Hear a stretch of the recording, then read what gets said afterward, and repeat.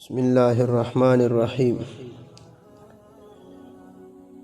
د غیر مسلم لوښي استعمالول څنګه دي؟ نو اصولا او عموما د لوښي د پاکۍ او ناپاکۍ په باره کې درې خبرې همیشه مخې ته لرئ. لومبنۍ دا چې لوښي د دوه وجو نه ناپاک ګرځېږي،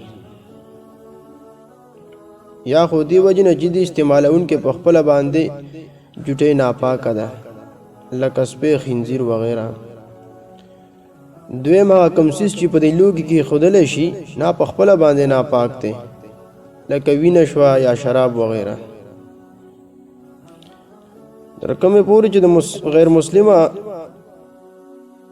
د جوټې خبره ده، د هغوی جوټه هم ناپاکه نه ده. د مسلم او د کافر په جوټه کې هیڅ فرق نشته دی. نو دې نه خو ظاهرېږي دا چې د دوی دا لوښي هم د دې د وجې نه ناپاک نه ګرځېږي. کوم ځای کې چې دویمه وجه ده چې کوم یو شی په لوښي کې کېښودلی شي د هغې وجې هغه ناپاک دی، چونکې مشرکانو ذبیحې او اهل کتاب هغه ذبیحې چې په هغې باندې د عیسی علیه السلام نوم اخیستلی شي نه خو حرام او نجس دي.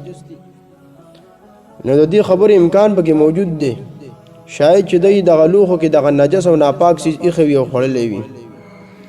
ځکه بعضې قومونو کې خلک سپي خوري، خنزیران وغیره خوري. نو د دوی په دې لوښو کې هم د دغه شبهې ګنجایش شته دی چې ناپاک څیز به پکې خوړلی وي. نو په عامو حالاتو کې دغه ناپاکي ختمولو دپاره دومره قدر کافي ده چې دا ووینځلی شي. او عادتاً هر یو قوم د خوراک نه بعد خپل لوښي وینځي. نو د دوی دغه لوښي وینځلی شي، په دې کې څه د نیت او د ارادې ضرورت هم نشته دی. برابره خبره ده که دا لوښي بیا مسلمان وینځي او که غیر مسلم وینځي. درېمه خبره دا ده چې ناپاکۍ فیصله محض د شبهې په بنا باندې منی شي کولی، د څو پورې چې د معتبر قرائنو نه او قوي قرائن نه د هغه لوښي ناپاکوالی معلوم نشي.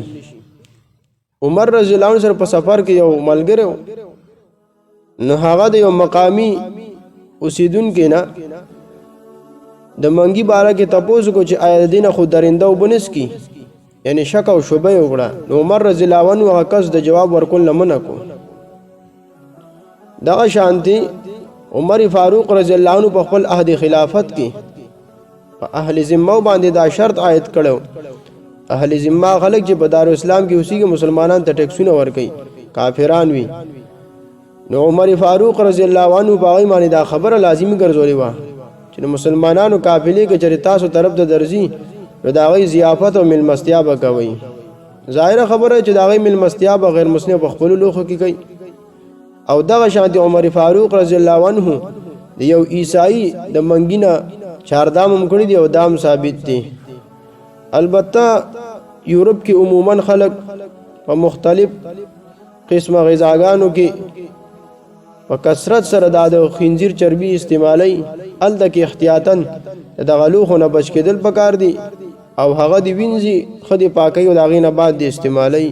والله اعلم بالصواب.